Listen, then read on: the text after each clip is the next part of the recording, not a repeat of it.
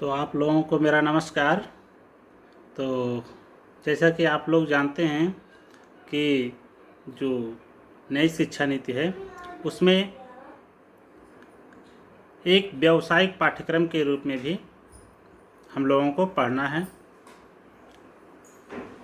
तो जो व्यावसायिक पाठ्यक्रम है उसमें योगा एवं फिटनेस इसको भी हमारे महाविद्यालय गणपत साहेब पीजी कॉलेज में रखा गया है। हमने देखा है कि छात्रों को सामग्री नहीं मिलती है कि कहाँ से वह पढ़ें, योगा क्या है, स्वास्थ्य क्या है, उसके विषय में उनको जानकारी नहीं मिलती है। तो मैंने ये सोचा कि आप लोगों के लिए कुछ वीडियोज़ बनाएं और उसमें इस चीज़ को हम पढ़ाएं। इसी चीज़ को ध्यान में रखते हुए हमने आप लोगों के लिए कुछ वीडियो बना रहे हैं योगा एवं फिटनेस से संबंधित। और इस वीडियोज़ को आप लोग देखिए, समझिए और अपने इस व्यावसायिक कार्यक्रम से संबंधित, व्यावसायिक विषय से संबंधित जो भी है उसे तैयार कीजिए। तो इसमें हम योग की चर्चा करेंगे, स्वास्थ्य की चर्चा करेंगे, जो योग के बहुत सारे प्रकार हैं उनकी चर्चा करेंगे, हम अपने शरीर को स्वस्थ कैसे रख सकते हैं। चूँकि यह एक व्यावसायिक विषय है, इस विषय को इस उद्देश्य से रखा गया है ताकि बच्चे इसको सीख करके अपना एक व्यवसाय शुरू कर सकें। आप लोगों ने देखा होगा कि बहुत सारे लोग योग सिखाते हैं, योग के क्लासेस चलाते हैं और उसे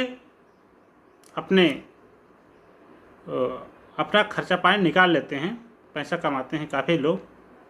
क्योंकि यह एक जो आज के संदर्भ में स्वास्थ्य बहुत ज़रूरी चीज़ हो गया। पहले के लोग स्वाभाविक तरीके से नेचुरली स्वस्थ रहते थे, शुद्ध भोजन करते थे, शारीरिक परिश्रम करते थे और स्वस्थ रहते थे।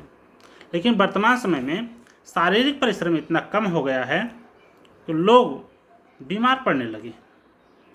तो स्वास्थ्य एक चिंता का विषय हो गया है, जिसके लिए लोग अनेक प्रकार के उपाय करते हैं। कोई योग करता है, कोई आसन करता है, कोई प्राणायाम करता है, कोई और भी तरीके अपनाता है। और जो लोग नहीं करते हुए हमेशा बीमार पड़ते रहते हैं और दवाओं के पीछे, डॉक्टरों के पीछे हमेशा लगे रहते हैं, बहुत सारा पैसा खर्च करते हैं। तो अगर आप लोग योग करते हैं और दूसरों को सिखाते हैं, इससे आप भी स्वस्थ रहेंगे और दूसरों को भी स्वस्थ रख सकेंगे और उससे आपको धनार्जन भी होगा। तो इसमें कि शरीर को स्वस्थ कैसे रखा जाए, शरीर को स्वस्थ रखने का दो साधन हैं। हम खाना खाते हैं, उससे भी शरीर स्वस्थ रहता है, और शारीरिक व्यायाम करते हैं, उससे भी स्वस्थ रहता है। अब या तो हम लोग शारीरिक व्यायाम करें, खाना तो सभी लोग खाते हैं लेकिन शारीरिक व्यायाम सब लोग नहीं कर पाते हैं। अब या तो हम लोग शारीरिक व्यायाम करें, तो उसके लिए जा कर के मेहनताना करें, खेती बाड़ी में खटें, और या तो उसकी जगह पर हम अपने शरीर को थकाने के लिए, इसका व्यायाम पूरा हो इसके लिए हम योगा आदि करें। तो शरीर को स्वस्थ रखने के लिए आहार और शारीरिक परिश्रम दोनों की आवश्यकता होती है। आहार इसमें 70% भूमिका अदा करता है और जो अन्य चीज़ें हैं वो 30% की भूमिका अदा करते हैं। तो आहार के तौर पे हमें शुद्ध भोजन लेना चाहिए और व्यायाम आदि के और भी तरीके अपना करके हम अपने को स्वस्थ रख सकते हैं। तो इसमें चूँकि यह एक व्यावसायिक विषय है, तो इसमें कुछ आपको सिद्धांत के तौर भी कुछ बातें बताई जाएंगी और कुछ चीज़ें प्रैक्टिकली भी बताई जाएंगी। तो सबसे पहले हम लोग सिद्धांत के तौर पे कुछ बातें करेंगे कि कैसे हम जो 30% अन्य की चर्चा हो रही है उसमें कौन कौन सी चीज़ें आती हैं या क्या क्या हम कर सकते हैं। जैसे आसन करके हम स्वस्थ रह सकते हैं, प्राणायाम कर सकते हैं, कुछ मुद्राएं कर सकते हैं, कुछ लोग जो है संजीवनी उपचार करते हैं, संजीवनी उपचार से भी स्वस्थ रह सकते हैं, या और भी चीज़ें हैं। तो जिन जिन चीज़ों की आगे इनकी ज़रूरत पड़ेगी उसके अनुसार हम चर्चा करेंगे और इसका फिर आगे क्या महत्व है, योग का क्या महत्व है, इसकी भी हम चर्चा करेंगे। तो आज हम लोग इस विषय को शुरू करेंगे और हम आप लोगों से अपेक्षा करेंगे कि आप लोगों को यह वीडियो पसंद आएगा और आपसे उम्मीद भी करेंगे कि आप लोग हमारे चैनल को सब्सक्राइब करिएगा और वीडियो पसंद आएगी तो लाइक कीजिएगा और अपने दोस्तों के साथ जो लोग इस पाठ्यक्रम को लिए होंगे उनके पास इस वीडियो को शेयर कीजिएगा। तो आज हम लोग थोड़ा सा योग के विषय में समझते हैं कि योग क्या है। साधारण शब्दों में लोग योग शब्द का अर्थ एक्सरसाइज से लेते हैं, आसनों से लेते हैं। बाबा रामदेव तो योग को ऐसे ही प्रसिद्ध कर दिए हैं आसनों के रूप में। इन आसनों को करके, जैसे पद्मासन है, सूर्य नमस्कार है, शीर्षासन है, इस तरह से बहुत सारे आसन हैं। अगर रामदेव बाबा के चैनल को देखा जाए तो करीब सैकड़ों प्रकार के आसन बताते हैं जो शारीरिक क्रियाकलाप होते हैं। तो योग वस्तुतः करता क्या है? योग हमारे शरीर, मन और आत्मा को स्वस्थ रखता है। शरीर, मन, आत्मा को स्वस्थ रखने का एक विज्ञान है, एक साइंस है। जैसे दवाओं से हम अपने शरीर को स्वस्थ रखते हैं, उसी प्रकार से योग के द्वारा भी शरीर को स्वस्थ रखा जाता है। दवाओं से शरीर को स्वस्थ रखने का भी एक विज्ञान है जो कि एक व्यापार पर आधारित है। लेकिन योग ऐसी चीज़ है, हम अपनी मर्ज का इलाज, अपने रोगों का इलाज हम खुद ही कर सकते हैं। बस एक मार्गदर्शन की ज़रूरत है कि किस रोग में किस आसन को करना चाहिए, किस प्राणायाम को करना चाहिए, किस मुद्रा को अपनाना चाहिए। अगर ये डायरेक्शन हमें मिल जाए, एक मार्गदर्शन मिल जाए, हम बिना किसी खर्चे के बहुत सारी बीमारियों को दूर भगा सकते हैं। तो यह योग हमें प्रकृति के साथ और परमात्मा के साथ जोड़ता है। मतलब प्रकृति के साथ भी जोड़ता है और परमात्मा के साथ भी जोड़ता है। प्रकृति के साथ कैसे जोड़ता है कि यह योग जो हमारे शरीर में अनेक प्रकार के विकार आ जाते हैं फास्ट फूड खाने से, या हमारे रहन सहन बिगड़ चुका है, सोने का, उठने का, बैठने के जो आदतें बदल चुकी हैं। जैसे पहले लोग क्या होते थे, पहले लोग ब्रह्म मुहूर्त में उठते थे, लेकिन आजकल लोग ब्रह्म मुहूर्त में उठने का फ़ायदा ही नहीं जानते हैं। तो कहीं सुबह 8 बजे सो करके उठते हैं। इस कारण से जो सुबह की हवा होती है, ब्रह्म मुहूर्त में उठने का जो फ़ायदा होता है, उस फायदे से रहित हो जाते हैं। उसका फ़ायदा लोग नहीं उठा पाते हैं। इस कारण से हमारे शरीर में बहुत सारी बीमारियां जन्म लेती हैं। लेकिन जब आप योग को समझेंगे, योग के माध्यम से आप बहुत सारी बीमारियों को दूर भगा सकते हैं। साधारण शब्दों में अगर योग शब्द का अर्थ देखा जाए तो योग का अर्थ होता है जोड़ना। हम लोग जब गणित पढ़ते थे, वहाँ पर भी जो जोड़ने वाली प्रक्रिया होती थी, जोड़ने वाले मैथ होते थे, उसको भी योग कहा जाता था। तो यहाँ पर भी वही जोड़ने वाली बात है, लेकिन किससे जोड़ने की बात की जा रही है यहाँ पे? तो यहाँ पर हमें स्वास्थ्य से जोड़ने की बात की जा रही है कि हम स्वास्थ्य से कैसे जुड़ें, हमारा शरीर स्वास्थ्य से कैसे जुड़े, हमारा मन कैसे स्वस्थ हो, हमारी आत्मा कैसे स्वस्थ हो। मतलब वो सभी क्रियाकलाप जो हमारे मन, आत्मा और शरीर को स्वास्थ्य से जोड़ते हैं, वह सारे क्रियाकलाप योग कहे जा सकते हैं। जो शारीरिक योग होता है, हमारे शरीर को स्वस्थ रखता है। मानसिक योग होता है, वो हमारे मन को स्वस्थ रखता है। मानसिक रूप से भी बहुत सारे लोग दुखी हो जाते हैं, जो विक्षिप्त हो जाते हैं, वो एक प्रकार का मानसिक रोग ही है। अगर वह बराबर मानसिक योग करते रहें तो शायद उनको ये बीमारी आती ही नहीं, वो मानसिक रूप से विचलित होते ही नहीं। तो मानसिक योग हमारे मन को स्वस्थ रखता है, इसी प्रकार से हमारी आत्मा को भी स्वस्थ रखने की जरूरत पड़ती है, क्योंकि हमारी आत्मा में भी बहुत सारे अवगुण आ जाते हैं।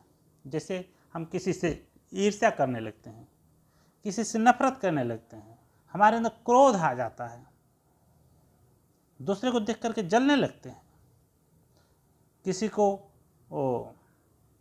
आगे बढ़ते हुए नहीं देख पाते हैं। ये सारे दोष आ जाते हैं हमारे शरीर में।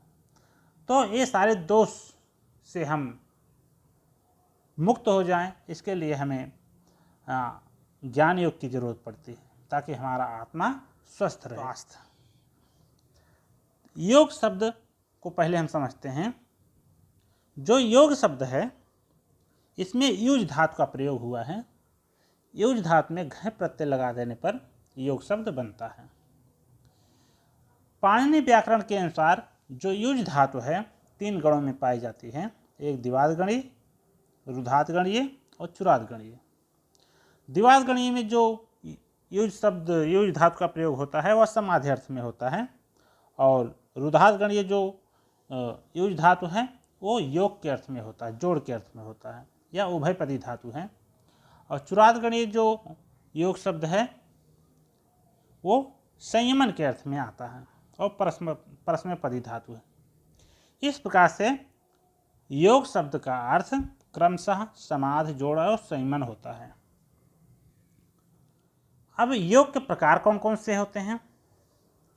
योग के प्रकार अगर गणना की जाए तो इनकी कोई निश्चित संख्या नहीं है, लेकिन मोटे तौर पे जो योग प्रचलित हैं, श्रीमद् भगवद गीता में जिन योगों की चर्चा है, पातंजल योग दर्शनम में जिन योगों की चर्चा है, उनकी गणना अगर किया जाए तो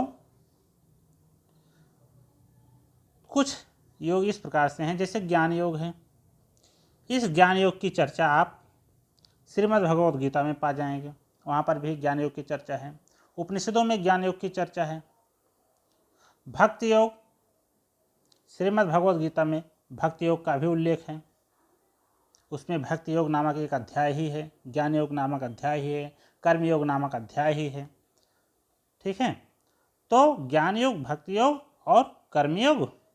फिर आता ध्यान योग। ध्यान भी एक प्रकार का योग है जिसमें अपने मन को संयम में रखने के लिए अभ्यास किया जाता है। किसी एक वस्तु पर ध्यान लगाया जाता है जिससे मन में एकाग्रता आती है। क्रिया योग, एक संत हुए थे परमहंस योगानंद, उन्होंने एक क्रिया योग की चर्चा की है। पातंजल योग दर्शनम है, उसमें भी क्रिया योग की चर्चा है। श्रीमद् भगवद गीता है, उसमें भी क्रिया योग की चर्चा है। लेकिन इस क्रिया योग को आगे बढ़ाने वाले महात्माओं में परमहंस योगानंद का स्थान आगे आता है। इस क्रिया योग की सबसे पहले चर्चा एक महाअवतार बाबा जी हुए थे। उन्होंने अपने शिष्य लाहिड़ी महाशय को दी। लाहिड़ी महाशय ने श्री युक्तेश्वर जी को क्रिया योग की शिक्षा दी।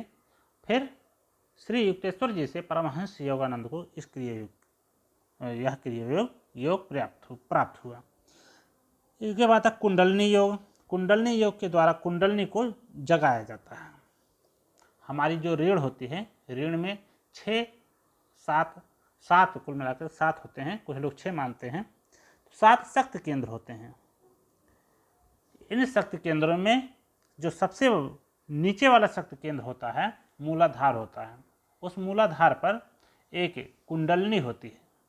कुंडलनी जिस चक्र का भेदन करती है उस चक्र से संबंधित शक्तियाँ जागृत होती जाती हैं। तो कुंडलनी योग के द्वारा कुंडलनी शक्ति का जागरण किया जाता है। पातंजल योग, वैसे पातंजल योग तो अष्टांग योग है, लेकिन पातंजल योग इस समय जो प्रचलित है वह बाबा रामदेव का जो योग है उसको जो है पातंजल योग कहा जाता है, जिसमें बहुत सारे आसनों का प्रयोग होता है, प्राणायामों का प्रयोग होता है। लेकिन अगर सच में देखा जाए तो जो पतंजल योग दर्शनम में अष्टांग योग है वही पातंजल योग है।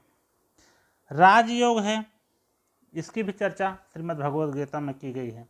लय योग है, हठ योग है।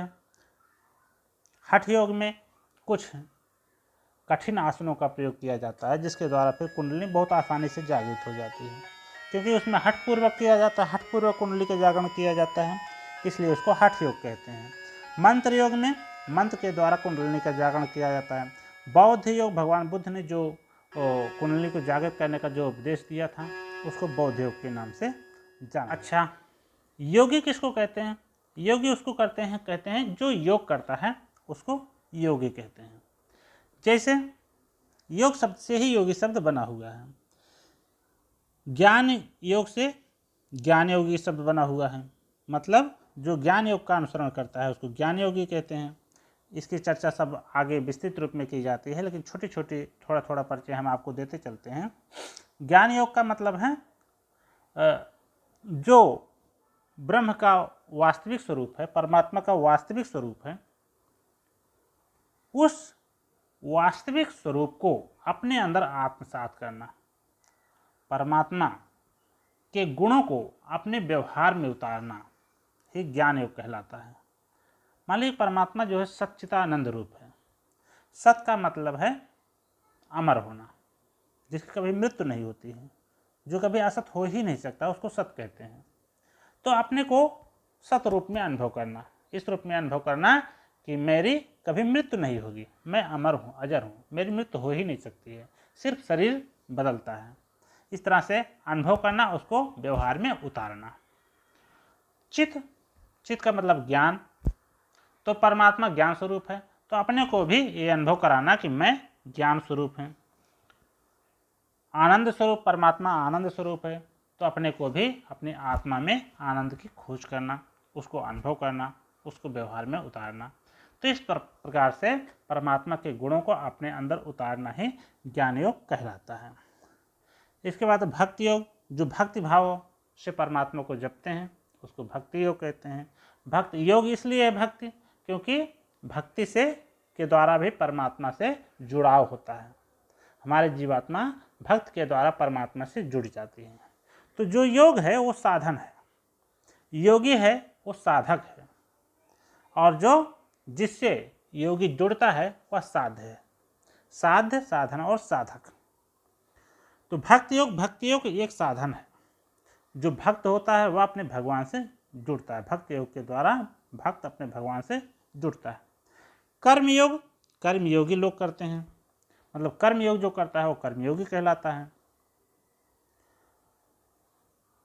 अब इसको भी थोड़ा सा हम विस्तृत समझेंगे आगे, कर्मयोग को डिटेल में समझेंगे। ध्यान योग करने वाला ध्यान योगी कहलाता है। क्रिया योग, जो क्रिया योग करता है वह क्रिया योगी कहलाता है। कुंडलनी योग, कुंडलनी योगी। इसी तरह से जो योग जो व्यक्ति करता है उसके नाम से वो जाना जाता है। राजयोग करने वाला राजयोगी, लय योग करने वाला लय योगी, हठ योग करने वाला हठ योगी, मंत्र योगी, बौद्ध योगी। इस तरह से जो है कुल मिलाकर के जो योग व्यक्ति करता है उसी के नाम से वह जाना जाता है। अच्छा, योग की परिभाषा क्या है? इसके पहले तो जैसे मैंने बताया कि जिस भी प्रक्रिया के द्वारा वो सारे क्रियाकलाप जो हमारे मन, शरीर और आत्मा को स्वस्थ रखते हैं, स्वास्थ्य से जोड़ते हैं, उसको योग कहा जाता है। लेकिन हमारे प्राचीन आचार्यों ने योग की क्या परिभाषा दी थी? आज जिस तरह से यह योग प्रचलित है, बाबा रामदेव का योग, आसनों को ही लोग योग समझते हैं, व्यायाम को ही लोग योग समझते हैं। लेकिन थोड़ा हम अपने प्राचीन आचार्यों की तरफ जाते हैं, वे लोग योग को क्या कहते थे, किसको योग कहते थे। तो सबसे पहले पतंजलि का नाम आता है, क्योंकि बाबा रामदेव का जो योग है पतंजलि योग के नाम से जाना जाता है। थोड़ा हम समझते हैं कि भगवान पतंजलि ने योग की क्या परिभाषा दी थी। तो उन्होंने कहा है कि योगश्चित्त वृत्ति निरोधः। इसको अलग अलग करेंगे तो हो जाए योगः चित्त वृत्ति निरोधः, मतलब चित्त की वृत्तियों का निरोध होना ही योग कहलाता है। चित्त वृत्ति, चित्त किसको कहते हैं? तो कभी हो सकता है आपने सांख्य दर्शन पढ़ा हो। जो सांख्य दर्शन है और योग दर्शन, पातंजल योग दर्शन है, ये दोनों समान तंत्र हैं। इन दोनों में काफ़ी समानता है, तो इन दोनों को मिला करके एक तंत्र बना दिया गया है। तो जो सांख्य दर्शन में कभी चर्चा सुने होंगे, तो उसमें जो है मन, बुद्धि और अहंकार तीन को अंतःकरण कहा गया है, क्योंकि इनके द्वारा भी ज्ञान प्राप्त होता है। जैसे बाह्य इंद्रियों के द्वारा जो चक्षु है, नेत्र है, हमारा कान है, त्वचा है, रसना है, इनके द्वारा ज्ञान प्राप्त होता है।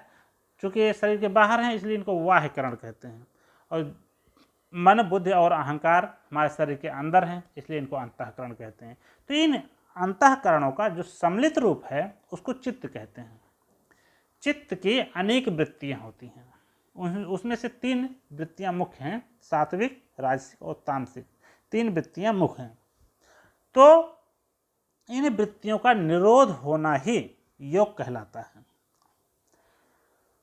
आगे पातंजल दर्शन का जो सूत्र ग्रंथ है उस पर व्यास ने भाष्य लिखा हुआ है। वेद व्यास नहीं है, कोई दूसरे व्यास हैं, उस पर पातंजल योग दर्शनम पर व्यास भाष्य प्राप्त होता है। तो व्यास भाष्य में बताया गया है कि योग समाधि है, मतलब समाधि का नाम है योग। जो योग है वह समाधि है, जो समाधि है वही योग है। तो कह रहे हैं आगे, उन्होंने कहा है, व्यास ने कहा है कि यह समाधि चित्त की 5 भूमियों में होता है। यह समाधि चित्त की 5 भूमियों में होता है। चित्त की 5 भूमियाँ कौन सी हैं? तो बताते हैं कि क्षिप्त, मूढ़, विक्षिप्त, एकाग्र, निरुद्ध। क्षिप्त, मूढ़, विक्षिप्त, एकाग्र, निरुद्ध, ये 5 भूमियाँ होती हैं जिस पर समाधि लगती है। ये 5 आधार होते हैं जिस पर समाधि लगती है। तो चित्त की जो 5 भूमि में पहली 3 भूमि है क्षिप्त, मूढ़ और विक्षिप्त, ये 3 भूमियाँ इसमें बताते हैं जो समाधि होती है बहुत गौड़ रूप में होती है, इसलिए इसको जो है योग नहीं कहा जा सकता। इतनी गौड़ होती है, मतलब अल्प मात्रा में समाधि, इतनी अल्प मात्रा में समाधि होती है कि उसको योग कहा ही नहीं जा सकता है। आगे की जो 2 भूमियाँ हैं एकाग्र और निरुद्ध, ये जो 2 भूमियाँ हैं इसमें समाधि कुछ प्रमुख रूप में होती है, प्रमुखता से पाई जाती है, इसलिए इसको जो है यहीं से योग का प्रारंभ होता है, एकाग्र भूमि से। चित्त की जो एकाग्र भूमि होती है यहीं से योग का प्रारंभ माना जाता है।